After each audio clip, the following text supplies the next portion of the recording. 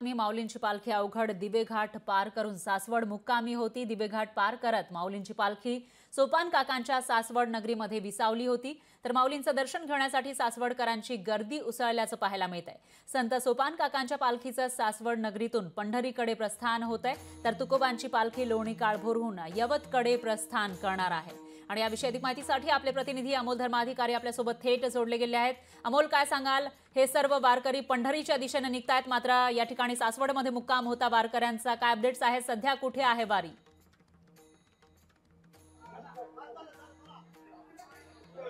रामकृष्ण हरी माऊली संत ज्ञानेश्वर महाराजांची पालखी सध्या सासवड नगरीमध्ये आहे आणि आज पूर्ण दिवस याच ठिकाणी ही पालखी मुक्कामी असणार आहे। आता आपण पाहतोय की माऊलींच्या पादुकांचं दर्शन घेण्यासाठी अगदी काल रात्रीपासूनच मोठ्या संख्येने सासवडकर आहेत, त्याचबरोबर वारकरी आहेत ते मोठ्या संख्येने आलेले आहेत आणि माऊलींची पालखी आज दिवसभर याच ठिकाणी मुक्कामी आहे। दुसरीकडे माऊलींचे बंधू असलेले संत सोपान काका महाराज यांची पालखी सुद्धा प्रस्थान करते आणि त्याआधी आपण ही सगळी दृश्य पाहतोय की संत ज्ञानेश्वर महाराज यांच्या पादुकांचं दर्शन घेण्यासाठी वारकऱ्यांनी आणि सासवडकरांनी कशी गर्दी केलेली आहे।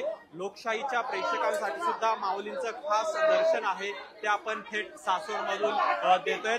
हा सगळा सोहळा सुरू झाल्यानंतर काल माऊलींच्या पालखीने दिवेघाटाची अवघड वाट आहे ती सर केलेली होती आणि काल रात्री उशिरा पालखी या सासवड नगरीमध्ये दाखल झाली। आता पालखी तळावरती पालखीचा मुक्काम आहे तो आहे आणि आज दिवसभर पालखी याच ठिकाणी असणार आहे।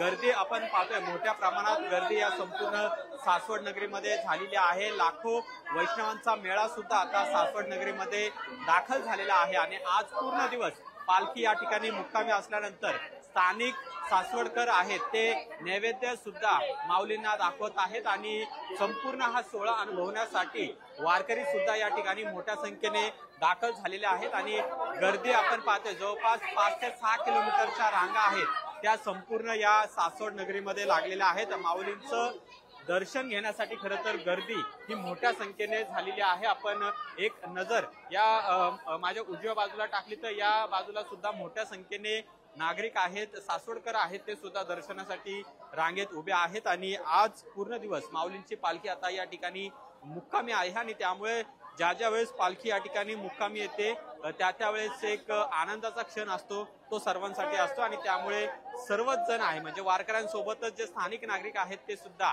माऊलींचं दर्शन घेण्यासाठी आणि माऊलींचे चरण स्पर्श करण्यासाठी खरं तर या ठिकाणी येतात आणि तुफान अशी गर्दी आहे ती अगदी काल रात्रीपासूनच लागलेली आहे। 7 ते 8 किलोमीटरच्या रांगा आहेत त्या सुद्धा या ठिकाणी लागलेल्या आहेत आणि माऊली माऊलीचा जयघोष सुद्धा आपल्याला सध्या कानी ऐकायला मिळतो आणि आज पूर्णपणे पालखी या ठिकाणी मुक्कामी आहे। तर दुसरीकडे संत सोपान काका महाराज यांच्या पालखीनेही प्रस्थान अगदी काही वेळानंतर ठेवलेला आहे आणि हा सगळा दुग्ध शर्करा योग आहे कारण की संत सोपान काकांच्या नगरीत त्यांचेच बंधू असलेले संत ज्ञानेश्वर महाराज हे सुद्धा आता आहेत आणि त्यामुळे वारकऱ्यांसाठी हा एक मोठा आनंदाचा क्षण आहे आणि त्यामुळेच माऊलींचं दर्शन आणि संत सोपान काका महाराज यांचं दर्शन घेण्यासाठी सुद्धा वारकरी आहेत ते मोठ्या संख्येने सध्या सासवड नगरीमध्ये आलेले आहेत। निश्चितच अमोल, एक उत्साह आपल्याला वारकऱ्यांमध्ये आणि स्थानिकांमध्ये सुद्धा पाहायला मिळतो। दरम्यान तुम्ही माऊलींच्या पादुकांचे दर्शन सुद्धा आपल्या प्रेक्षकांना घडवलेलं आहे, त्याबद्दल तुमचे खूप खूप धन्यवाद। याविषयीचे अपडेट आणि वारीचे प्रत्येक अपडेट आपण तुमच्याकडून घेत राहूयात। लोकशाही मराठी ऐका, पहा, जागरूक रहा।